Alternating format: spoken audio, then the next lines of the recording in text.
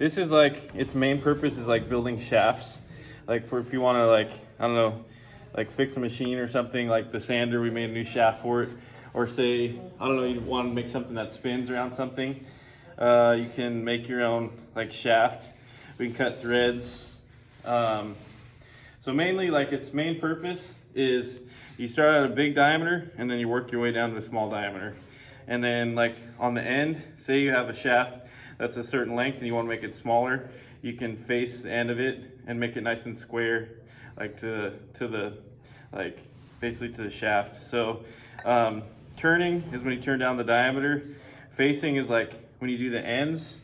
Then there's also like drilling. You can drill with the tailstock. There's boring. So like say you want to cut like a recess in here, you'd start out with like either a solid chunk or a casting, and then you can bore this out to a certain like diameter. There's also parting. So say you're making a small piece and like you do your turning and then you want just that small piece, you can use a parting tool and like part that off. So say you're making a knob or something, you can start out with a long piece of material, make your part it off, and then you can continue making the next one. And those are the basic functions. Just in general, this is a metal lathe. It has a lot more power than like a wood lathe. It's really safe if you follow the rules, but if you don't follow the rules, it's really dangerous, because just think about, it's cutting metal. So if it has, there's a lot of forces involved in cutting metal. So if it'll cut metal, it'll cut you. So just be really careful. You don't want to have any like long hair or loose clothing or anything, because it'll get pulled in the lathe, and the lathe is not going to stop. You're going to get pulled into the lathe. So just keep that in mind. We just want to make sure all loose clothing and stuff is put away. Otherwise, like I said, you'll get pulled in the lathe. It's not going to stop. That's the main safety concern. So as far as like the actual what the lathe is, this is considered the headstock. It's like the transmission in a car. It's got a bunch of different gears in there, and that lets you select like your different speeds. The bigger the diameter of the part, the smaller or the lower the speed you have to run. The larger the diameter of the part, the faster you're going to run. Also for surface finishes and stuff like that, usually on your final passes you'll turn up RPM to get like a smoother like surface finish. This right here is the gearbox down here, so that controls your power feed. So you can use it manually, like to go back and forth or in and out like this. But this gearbox actually, through this shaft right here, transmits power, and you can actually automatically feed, which gives you like a smoother finish. You can also cut threads. So like all these big numbers right here, like 7 through 128, we can set it up. So if you have to cut a thread on a shaft, instead of using a typical die, we can actually put a cutter in here and like cut a thread with the lathe, which is really handy. Because like typically we only have like 1/2 inch dies here, but if you have like a big like shaft that you need to cut a thread on, we can cut on the lathe, and we don't have to buy a die, which is really expensive. So that's the headstock. It's got a lot of gears and stuff. This right here is called the tailstock. So basically your work goes in the chuck on the headstock, and then if you're turning like a long piece, you need it to be supported. So the tailstock will support your work with this live center. We also have like a chuck we can put in there. So if you want to drill a hole, we can put the chuck in there, and we could drill a hole with that chuck. We also have bits that have this taper on here. It's called a Morse taper. So if we want to do like a bigger diameter hole, we have bits up to, I think, I don't know, 1.5 inches, something like that. So we can drill a big hole. And then also, kind of like we talked about earlier with boring, you can drill a hole, and then we have a boring tool so that you drill your initial hole at the tailstock, and then this tool right here will allow you to bore that out to whatever size like you want. So that's the tailstock. The next part is what they call like the cross slide and apron. And this is basically where the controls are for moving the lathe.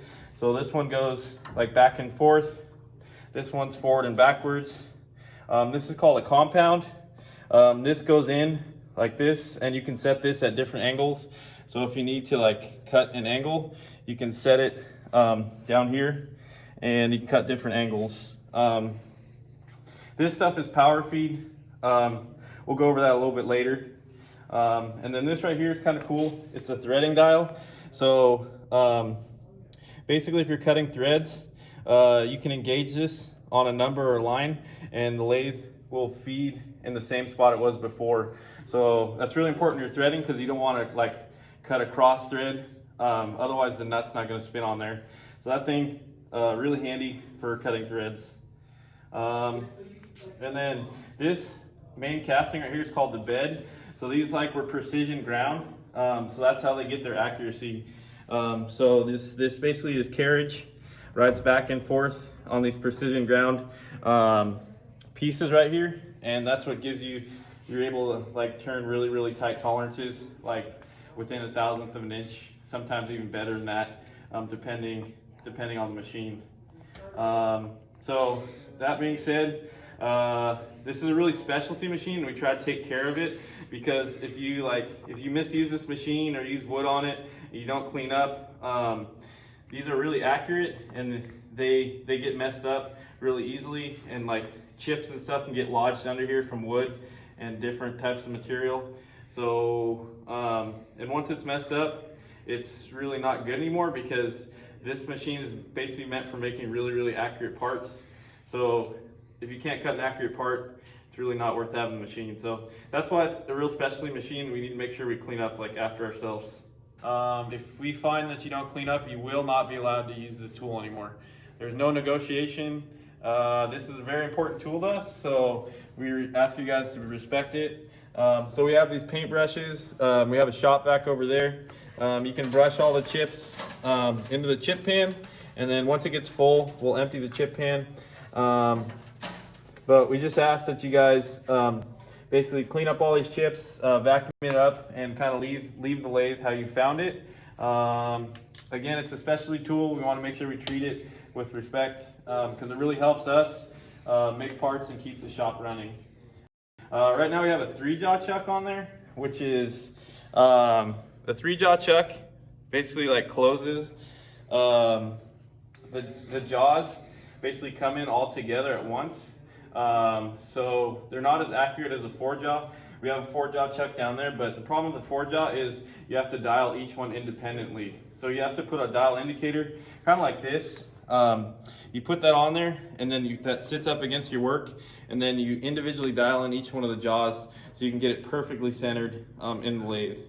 3-jaw chuck, depending on the quality of chuck, you're always going to be a little bit out of concentricity, so you could be like 3 to 5 thousandths out. So when you take a part out of here and you try to put it back in, if you're using this 3-jaw chuck, it's probably not going to be in the same spot. So what you'll notice is like you'll see a little step where you're turning, because basically your part used to be in the middle, and then when you put it back in, it'll move like this way or this way.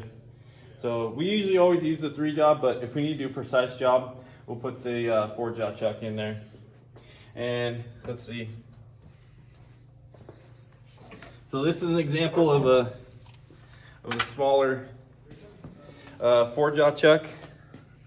So as you can see, there's like a hole for each jaw, so you can independently, well, that's the wrong key, but you can independently move these back and forth one at a time and dial in your part so that's centered basically on the lathe.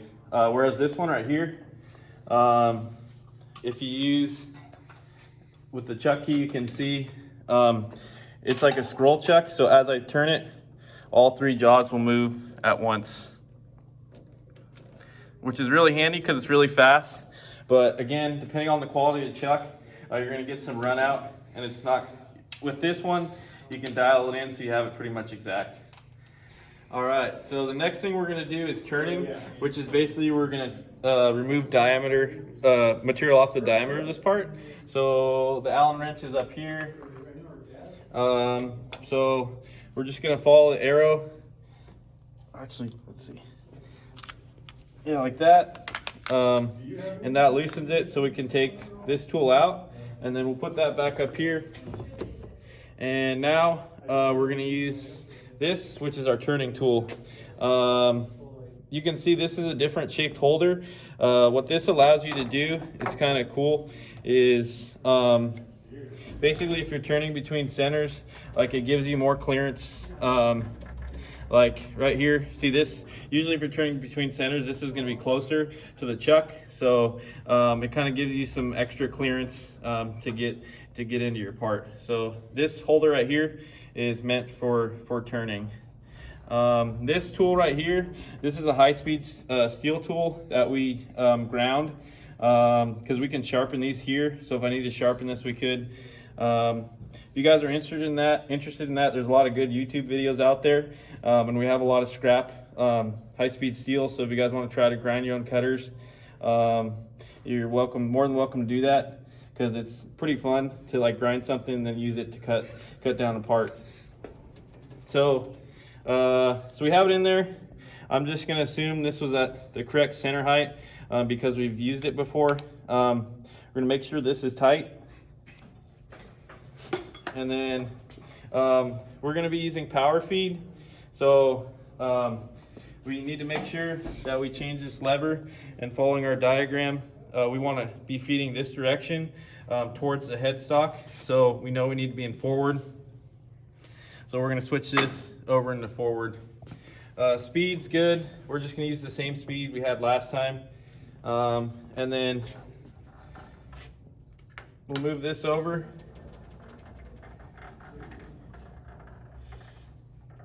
And then I can see visibly I'm really clear of the chuck. One thing I'm gonna have to watch out for is when I get like to here, I'm gonna wanna make sure that basically two things, that the down here on the carriage and the compound, basically you don't want the chuck jaws to hit here, and then also I don't wanna run this into the chuck. Just be really careful of that, because if it does happen, like if you catch it right away and you shut it off, it's not a big deal. But again, if you're not aware of this and you run this into this, it's going to destroy the gears in the machine, which is not good. So we're all ready to go. Everything's tight. Speed is good. I'm going to start this. And then I'm just going to come in here and touch off, which again is just, you kind of just move the tool in until you see it touch. And I'm going to move it over just a little bit. And right here is your dial. So right now the dial, let's just say, says, see the 0 mark, it's at 200. So when I say I dial this to 225, like this, that means that's going to take 25 thousandths off the diameter. So in reality, when I dial in 25, this thing itself only moved 12.5 thousandths. That's how this lathe is set up. Other lathes, you have to keep that in mind, because you could, if you dial in 25, it might actually take 50. So it depends on the lathe. Also, you got to be aware of, on old machines, you got to be aware of what's called backlash. So you can see how I can move the dial, but the actual carriage or cross slide itself doesn't move. So when you're making a cut, you always want to try to move this in forward like this. And that basically backlash is there's a screw and a nut. And if you shake the nut, then basically there's a little bit of play in the threads. So when you're making a cut, always just try to finish on the inward spin like that, and that'll help eliminate the backlash. So yeah, we're gonna touch off.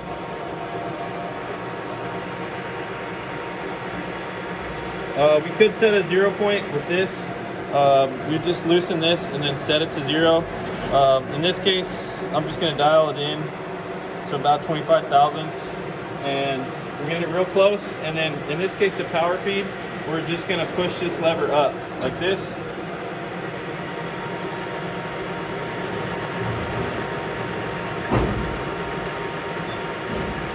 And you can see we're moving material off the diameter. This is moving really slow, but say we wanted to adjust like we wanted to adjust how fast it's moving, we could adjust the gears down here for different feed rates. But for today's purposes, this is pretty good.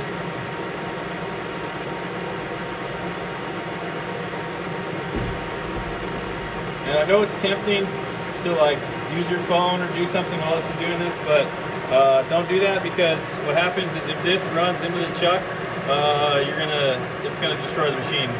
So I'm just gonna watch it and make sure that I don't run into the chuck.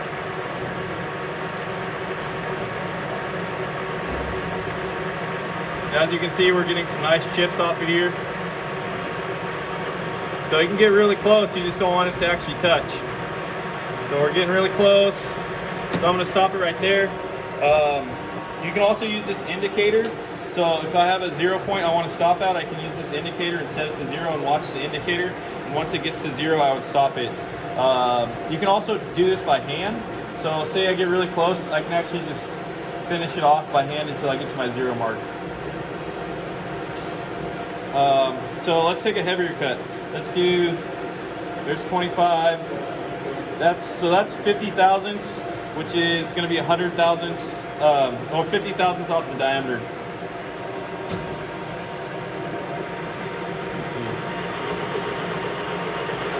So as you can see, the more I take off, the bigger the chips I get. So this is a pretty hefty lathe, so I can take off some pretty heavy cuts. Again, if you're like a machinist, like I'm just a hobbyist, but if you're a machinist, you can use formulas to calculate it, and you'll become more familiar with the machine. You can know how to push the machine to its limits. So basically, time is money. So if you're doing a job where you're moving a lot of metal, you got to know like how much you can take off at a time, so you're not basically wasting your time. But we just do it for a hobby here, so we kind of just take our time. So you can see it's making good chips.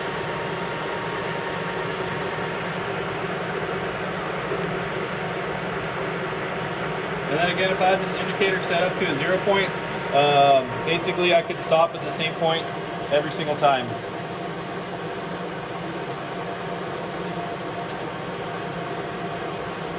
And so like you could stop it early like this, and then you could just feed in like that by hand, and that'll work just fine too. You can even feed by hand if you want the whole way. If you don't want to use the power feed, like say I just want to feed by hand, I could just feed in like this.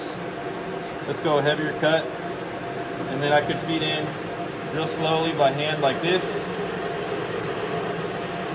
And I'm just feeding by hand, I'm not even using the power feed. So really handy to use power feed, but you can also do anything you want by hand as well. We have calipers for you guys to use. So I usually use inches, but if you guys are metric fans, you can use millimeters. But this lathe is all in inches, so I recommend you stick with the inches, and then you can put that on the part and measure it, and then that'll give you like your number. And then basically, you know the diameter you're shooting for. So using this dial right here, you can dial it in. So like if I want to take off 20 more thousandths from that, or 12 thousandths, because this is 0.912, I could dial this in 12, and it would be pretty close to taking off 12 thousandths. Depending on how accurate you need to be, I would probably sneak up on that measurement, because you can always take off material, but you can't add back.